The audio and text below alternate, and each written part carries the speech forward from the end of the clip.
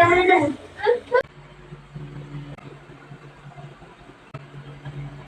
morning! Dumating na pala itong na-order ko sa Shopee na lagayan ng mga damit ng aking mga junakes. At ang bigat-bigat din pala niyan, kaya ayan, hinila-hila ko lang. At ayan nga, pagbukas ko nga, napansin ko agad may damage, pero minor damage lang naman. Hindi naman kalakihan. Sa tingin ko, sa pag-deliver siguro to ng mga rider, hindi masyado iningatan yung parcel. Wala rin din kasi kami pang budget para bumili ng mamahaling mga lagay ng mga damit, kaya dyan muna sa online shop bumili. At dahil nga ang budget natin ay 2,000 pesos lang, kaya sa Shopee na lang talaga ako naghanap at ito nga yung na-order ko. Ayun nga, nung una ako muna ang nag-assemble, pero nung hindi na-carry ng utak ko dahil medyo mahirap din pala, kaya ayan si daddy tumulong na. Ayan nga, ang taas din pala niyan, kaya bagay to sa mga kwartong maliliit lang ang space katulad sa kwarto namin. Yun nga, namumutok na rin kasi yung lumang cabinet namin, kaya ayan nga, nag-order na talaga ako ng panibago. At pinagtulungan na rin namin ni daddy doon maipasok sa kwarto. At ito nga yung lagayin sa baba, medyo maliliit lang yung space niya, siguro isang dangkal lang ng kamay ko. Pero apatan naman yung lagayan niya. At ayan naman sa gate na medyo malaki yung space niya kaysa sa baba. At ito naman yung sa taas, medyo malalaki yung space niya compare doon sa baba. At ganito na pala ang look niya kapag mayroon ng mga damit. Yung sa baba, lahat damitan nyo ng Ate Ara. At sa taas naman, damitan nyo naman ni Baby Elijah. Super happy talaga ng puso ko dahil ayan nga, ang mga damit ng mga anak ko ay nakabukod sa damit namin.